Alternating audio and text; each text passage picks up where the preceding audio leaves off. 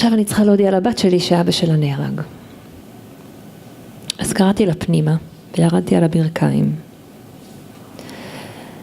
והעיניים שלי זולגות דמעות. אמרתי לה, אבי יולי, את זוכרת שסיפרתי לך איפה אבא של שחר נמצא?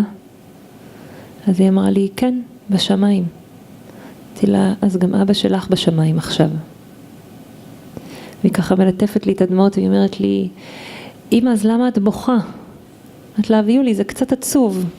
אמרת לי, אמא, זה לא קצת, זה הרבה עצוב. אבל אל תדאגי, אני אהיה גיבורה כמו שחר. כשהיא ירדה מהבמה, גם אני, כמו כל הצופות בהופעה, רציתי לחבק אותה חיבוק גדול. חיבוק שיגיד את מה שמילים אינן יכולות. יחד עם הזמרת רוחמה בן יוסף, מעלה מאיה מורנו, אלמנתו של גיבור ישראל סגן אלוף עמנואל מורנו ז"ל, מופע שמספר את סיפורה האישי הכואב. ודרכו היא נותנת כוח לנשים אחרות להתמודד עם קשיים בחייהן. בסיום ההופעה הרגשתי שאני חייבת לפגוש אותה שוב, הפעם בביתה שבדרום, בכדי להכיר את האישה האמיצה שבחרה בחיים למרות הכל. יודעת שהרבה שנים פנו אלייך לדבר וזה, ואת קצת לא... בהתחלה נתתי ככה כמה שיחות על עמנואל, עליו, על חייו, על מה הוא. חזרתי מאוד ריקה הביתה אחרי השיחות האלה. הרגשתי שעמנואל, שאני חוטאת לזוגיות הזאת בינינו, של אומר לי, את וואלה, ממך לא ציפיתי. כל העולם מדבר עליי סבבה, אבל את כאילו, את מכירה אותי, את יודעת שאני לא אוהב שמדברים עליי, את יודעת שאני לא אוהב שלוקחים דברים למקומות שהם לא נמצאים שם, ואנשים יש להם את הדמיונות שלהם, וזה לא... מכירה אותי, נו. גם זה לדבר עליו, זה לא... זהו, וזה גם היה לי מוזר מהמקום של התנועה הזאת של לדבר עליו, זה קצת הרגיש לי, כאילו זה העצים לי את האובדן כל הזמן, את האין. אז איך מצאת בסוף את הדרך שבה זה לא יפגע בך? זאת אומרת, שאת תרגישי שלמה עם הדבר שאת עושה. אז קודם כל זה בבחירה של מה אני מספרת. הרעיון של ההופעה זה שזה שעה וחצי של תמצות מאוד מאוד אינטנסיבי ונקודתי של חיים, של געגוע, של עצב, של שמחה, של צחוק, של הפתעה, של רגש, של כל כך הרבה דברים. וזה קורה לכולנו כל הזמן. תקחי חודש בחיים שלך. הוא כולה מורכב מכל הרגשות האלה. ועמנואל כבר היה צריך לצאת, ופתאום הוא אומר לי, אני לא יכול ללכת, אני לא יכול לקום. נו, מה יעשו לי? מה, לא יוציאו אותי למבצע אם אני אחר לתדריך? בחיים לא אחר לתדריכים. והוא נשאר. זכינו לעוד 10 דקות, ואז הוא קפץ לבעלה, הטרמפיסטים. הוא קבע עם טרמפיסטים בשעה היהודה, והוא פתאום נזכר שהוא בעצם הבטיח להם טרמפ, והוא בעצם מאחר, והוא נורא נלחץ, ולפני שהוא יצא, הוא ביקש מאיתנו שנלווה אותו לרכב, משהו שהוא לא מבקש אף פעם. וליווינו אותו לרכב, וקשה הייתה עליי הפרידה, אני מודה. לא תמיד זה היה ככה, זה חריג. בגלל שכבר היו טרמפיסטים, אז החלק האינטימי כבר נעלם, והוא פשוט נכנס לרכב והצביע לשמיים. ואמר לי, משם מתחזקים, הוא לא אמר, כן, האצבע הספיקה לי. יש משהו בסדר, את כזה גיבורה מספרת על עצמך ועל התמודדות עם השכול ועל ההודעה בשבת וכל זה דרמטי, אבל את גיבורה, את עומדת שם, את לא... אז בזה עוד אפשר לעמוד, אבל בילדים... בקטע של הילדים אי אפשר לעמוד בזה. מול ילדים אתה עומד יותר... גיבור. לא, אתה יותר מתוסכל.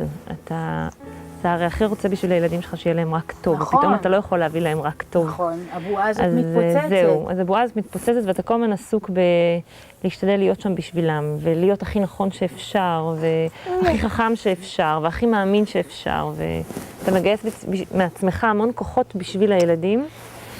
זה קצת פיקציה כזאת, כי תמיד אומרים שטוב, ברוך השם שיש לך ילדים, יש למה לקום, יש זה, שזה נכון.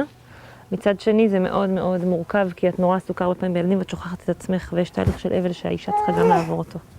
אני התחלתי אותו רק אחרי שנה.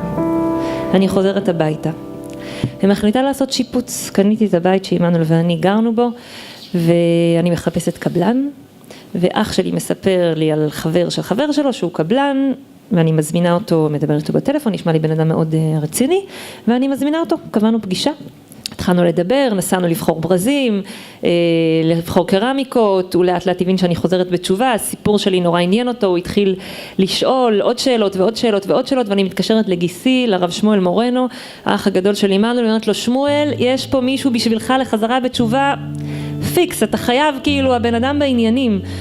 הסתיים השיפוץ, אני מקבלת SMS, אולי תצאי איתי לקפה. תופסת את הראש ואומרת, ידעתי שהייתי נחמדה מדי, אני עם השטויות שלי, כאילו מה עובר עליי? הוא בחור צעיר, כאילו מה... והילדים אומרים לי, אמא, מה קרה? זה היה כזה בארוחת צהריים, אמרתי, לא, הכל בסדר, אחרי כזה התקשרתי אליו, אמרתי, תשמע אלירן, זה לא נהוג בציבור שלנו, ככה לאט לאט גם התחיל לשים כיפה, לשמור שבת, בתוך הלימודים שלו עם שמואל, אז הוא אומר לי, מה זאת אומרת? אמרתי לו, אין מצב כזה שאני עם ידידים, כאילו, אין בזה עניין, אין בזה טעם. אז הוא אומר לי, אז מתי גבר ואישה יוצאים לקפה? תראו, כשהם רוצים לבחון אופציה לנישואים, הוא אומר, מצוין, בואי נבחן אופציה לנישואים. הסברתי לו שאני יכולה להכיר לו עכשיו 4-5 בנות, שזה נורא נחמד, הוא בן 26, אני בת 30 אני 9 שנים גדולה ממנו, תעשו את החשבון, יש לי 3 ילדים, הוא רווק, אני אלמנה, למה אתה צריך את הסרט הזה?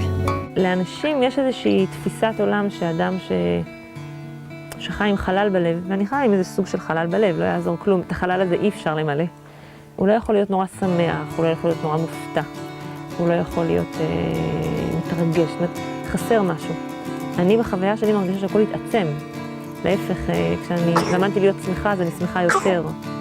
יש הפתעות גם, נגיד הלידה של בת עמי, מאוד הופתעתי מזה שדברים גדולים יכולים להגיע בעדינות. זה היה חידוש מבחינתי. מה זאת אומרת? היא הבת הראשונה של לירן ושלי ביחד. הכנתי את עצמי לזה שזה יהיה לי אירוע מאוד מורכב. וזה מה זה בא, קודם כל זה היה רק לירן ושלי, שזה גם מקסים ואני מאוד שמחה עם זה. וזה בא נעים. כשבת עמי נולדה, שאלו את לירן למי דומה, אז הוא אמר למורנו. היא באמת נורא דומה למורנו. מי שמסתכל על המשפחה שלנו לא רואה שיש כאן משהו מוזר. הילדים בחרו לקרוא ללירן מבחירה שלהם אבא.